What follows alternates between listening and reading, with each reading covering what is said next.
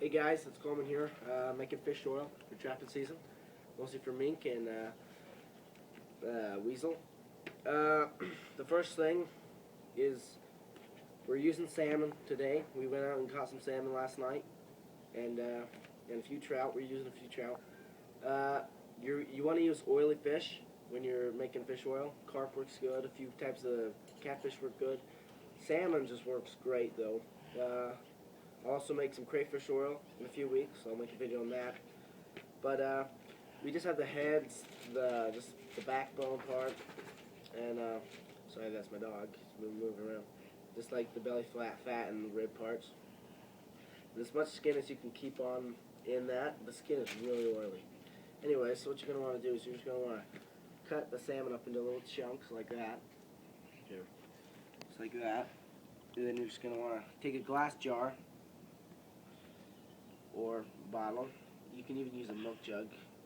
You want to do this earlier in the season and give it time to, I don't know, ferment if you call it. But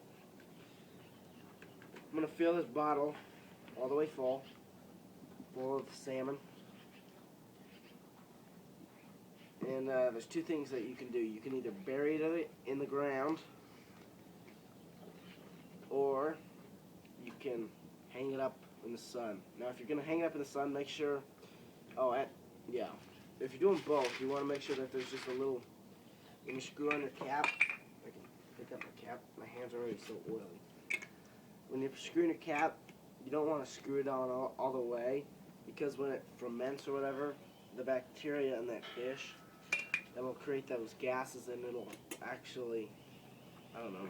When you're using plastic, it's more dangerous. Well, it's not dangerous. It'll bloat. But anyways, just gonna keep filling this thing up.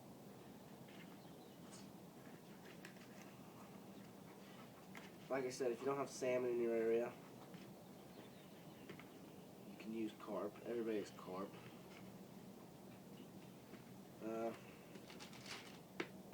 The head's really oily, but you gotta sit there and kind of slice it up. It takes a little while. So, anyways, so what you're gonna do is I'll finish up on this, and then I'll say that we have it all done. All right, so just gonna take it, fill all the way up. This shouldn't take very long. But instead of buying fish oil or salmon oil in my case, which is pretty expensive on F&T or other trapping things, I'll just leave the head there. Then it's just cheaper to, normally if you're trapping, you're fishing too. So anyways, I'll shake it up, and you can already see all that grease on the side. I don't know, here, let's get out in the sun. You already see all the grease on the side? Now this is going to make a lot of oil. So what you're going to do is you're going to either bury this in the ground or tie like a string and hang it up. I'm gonna hang this up, and it's going to sit in the sun for about a month, a few weeks, 2 months. It just depends, and you're just going to keep checking on it. And once you feel that all that oil is come out of that fish, then you're going to take either cheesecloth or paint strainer. I use pantyhose, and you're going to slip it all over the top, and then you're going to let it strain for another few days.